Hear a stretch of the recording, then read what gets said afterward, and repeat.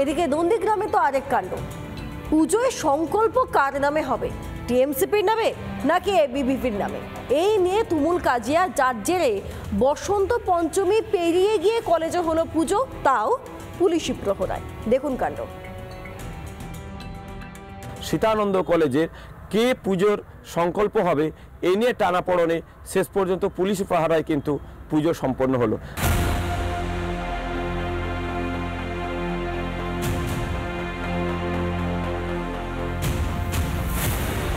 তৃণমূল ছাত্র পরিষদের নেতা না এবিভিপির নেতা, কার নামে হবে পুজোর সংকল্প?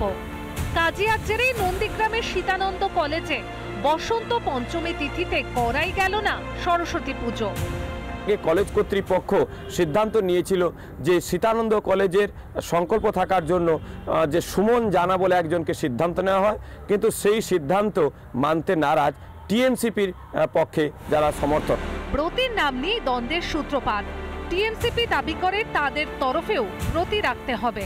কলেজের কিছু তৃণমূলের দুষ্কৃতী বাহিনীরা সেখানে স্যারকে চাপ দিয়ে টিএমসিপির পক্ষ থেকে যাতে ব্রতি করানো হয় একটা চাপ সৃষ্টি করছে, এবং এদের পুরোটাই কলেজে অভ্যন্তরে সরস্বতী পুজোর হওয়ার কথা ছিল, কিন্তু এদের তৃণমূলের দুটি গোষ্ঠী তাদের গোষ্ঠী কন্দনের কারণে আমাদের প্রিন্সিপাল স্যার বাধ্য করেন যে কলেজের মেন যে গেট আছে, মেন গেটের বাইরেই আমাদের প্যান্ডেলের কাজ হয়। এরপর সমস্যা মেটাতে বৈঠক ডাকে কলেজ কর্তৃপক্ষ। পরে কড়া পুলিশি পাহারায় সীতানন্দ কলেজের গেটে হয় বিদ্যার দেবীর আরাধনা। এবিভিপি বলে সীতানন্দ কলেজে কোনো সংগঠন নেই, রেজিস্টার করা নেই, তাই এরা অবৈধ, এরা কোনো দাবি করতে পারে না। আর নন্দীগ্রাম কলেজে কোনো গোষ্ঠীকন্দল নেই, ব্রতী হতে আমরা বা তৃণমূল ছাত্র পরিষদ কোনো বাধা দেয়নি। সীতানন্দ কলেজে 2000-এর উপরে বেশি যে ছাত্রছাত্রী আছে তারা মা সরস্বতীর আরাধনা সবাই ব্রতী।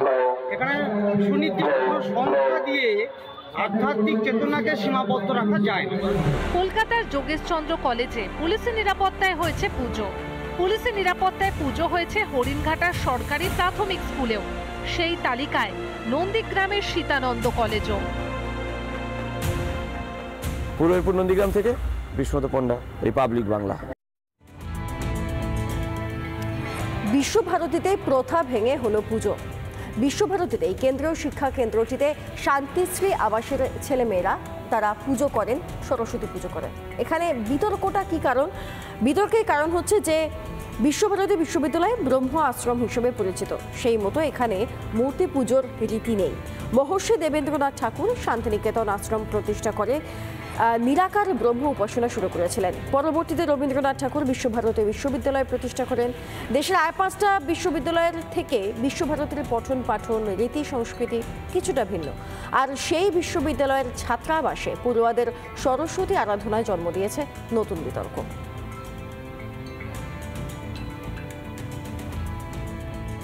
এটা খুবই নিন্দনীয় ঘটনা। বিশ্বভারতী বিশ্ববিদ্যালয় আর 5টা বিশ্ববিদ্যালয় বা কলেজের মতো নয়, এখানে মূর্তি পুজো সম্পূর্ণ বারণ। এবং খবর নিয়েছি যে এবিভিপি ছাত্র সংগঠনের কিছু ছেলে এটা করেছে, কিন্তু বিশ্বভারতী আধিকারিকের সঙ্গে কথা বলবো, আমরা অন্যান্য বিভাগেও কথা বলবো। এই যে বিশ্বভারতী আশ্রমের যে প্রথা ভেঙেছে, এদের বিরুদ্ধে উপযুক্ত আইনি ব্যবস্থা নেওয়ার চিন্তাভাবনা চলছে। শিক্ষা ব্যবস্থার বেহাল দশা। স্কুলের একমাত্র শিক্ষক তার অবসরের পর স্কুলটার কি হবে কেউ জানেন না। স্কুলে সরস্বতী পুজো হচ্ছে আনন্দ করে, কিন্তু তারপরেই বন্ধ হয়ে যাবে স্কুল। পড়ুয়াদের কি হবে, চিন্তায় অভিভাবকরা।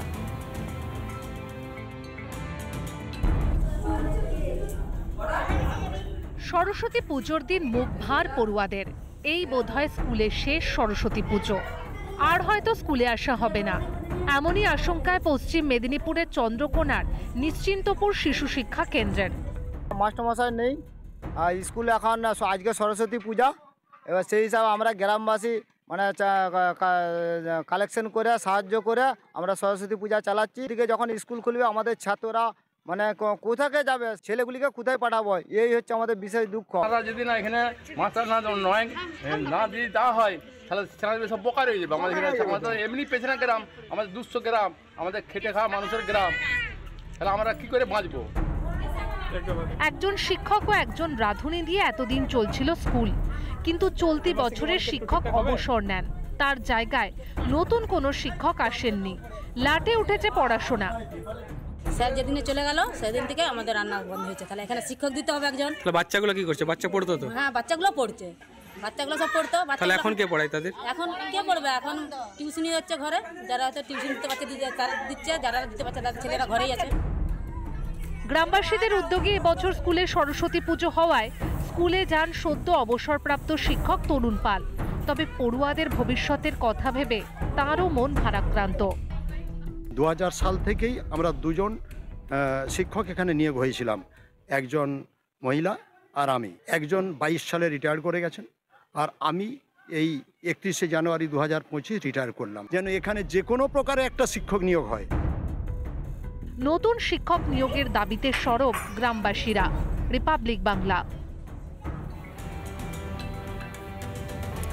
দেখুন, উত্তপ্ত বাংলাদেশ এবং সেই পরিস্থিতিতে ভারত বাংলাদেশে যে পশ্চিমবঙ্গ সীমান্ত রয়েছে সেখানে বারবার ঝামেলা পাকিয়েছে জামাতিরা। নিমতিতা এলাকায় সেখানে বিএসএফ যেমন বাড়ানো হয়েছে, নিরাপত্তা বাড়ানো হয়েছে, তেমনই পদ্মা নদীতে রাতের অন্ধকারেও মাছ ধরতে যেতে নিষেধাজ্ঞা জারি করা হয়েছে। দেখুন সেখানকার পরিস্থিতি।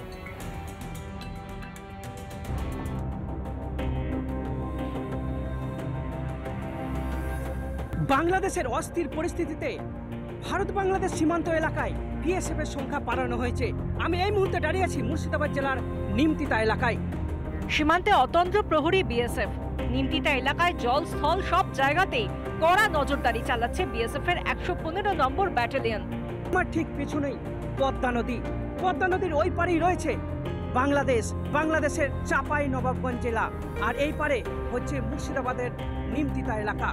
এখানে প্রচুর মৎস্যজীবীরা পদ্মা নদীতে মাছ ধরার কাজ করেন। এখানে যেহেতু ইলিশ মাছ পাওয়া যায়, তাই কিন্তু মৎস্যজীবীরা ইলিশ মাছ ধরতে এখন ব্যস্ত। এই পদ্মা নদীর ভারতীয় জলসীমায় মাছ ধরতে যাওয়ার আগে পরিচয়পত্র দেখে জলে নামতে দেওয়া হচ্ছে মৎস্যজীবীদের। বিএসএফ এর পক্ষ থেকে রাতের বেলায় মাছ ধরা নিষিদ্ধ ঘোষণা করা হয়েছে। সারা দিন মৎস্যজীবীরা মাছ ধরার কাজ করছেন, তার জন্য তাদেরকে নথিপত্র জমা দিতে হচ্ছে ক্যাম্পে।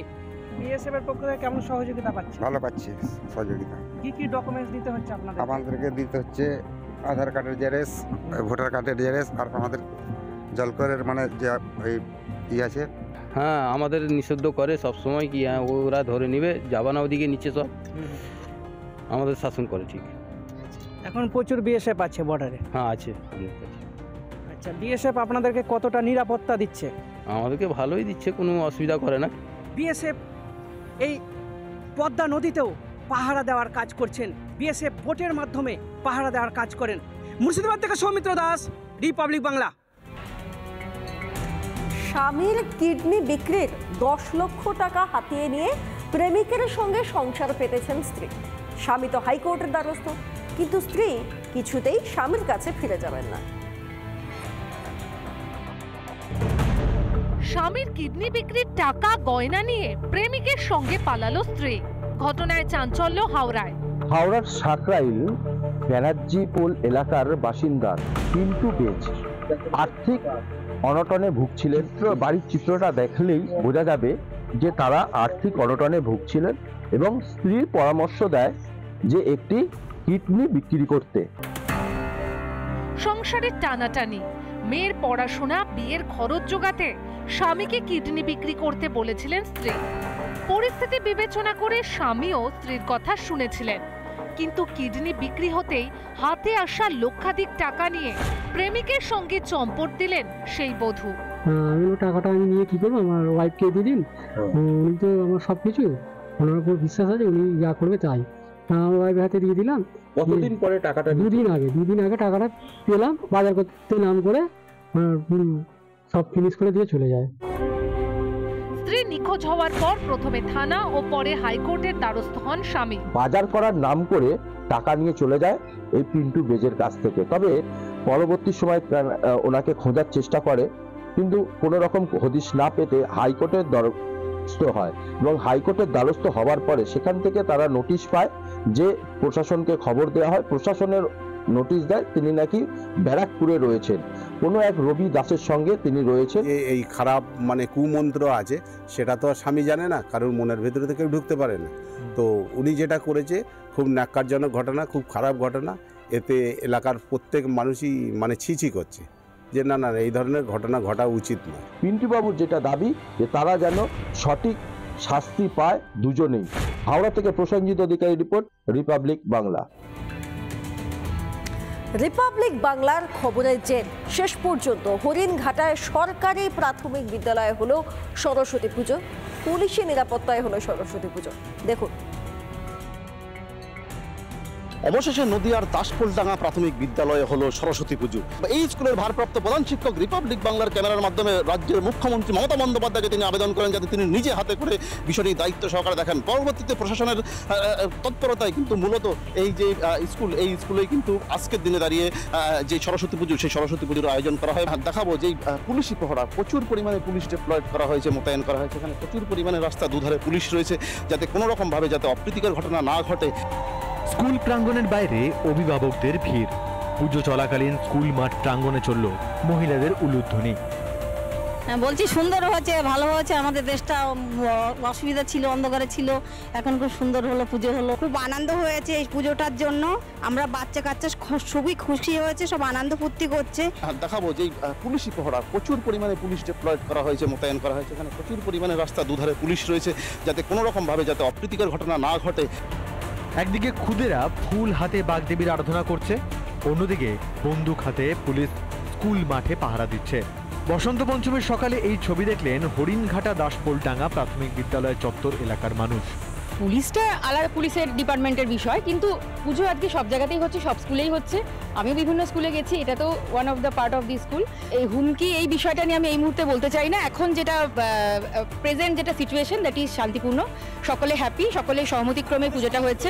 স্কুলের শিক্ষকরা উপস্থিত ছিলেন বা গ্রামের মানুষ তারা নয়, স্থানীয় প্রশাসন, বিডিও তারাও কিন্তু উপস্থিত ছিলেন। তাদের দিয়া থেকে ক্যামেরায় সৌভিকের সঙ্গে পলাশকান্তি মণ্ডল এবং টিটপ বিশ্বাস, রিপাবলিক বাংলা। নানা ধরনের কন্টেন্ট দেখার জন্য লাইক করুন, শেয়ার করুন আমাদের ফেসবুক পেজ, সাবস্ক্রাইব করুন আমাদের ইউটিউব চ্যানেল। পাশাপাশি অন্যান্য ব্রেকিং নিউজের জন্য অবশ্যই চোখ রাখুন রিপাবলিক বাংলায়।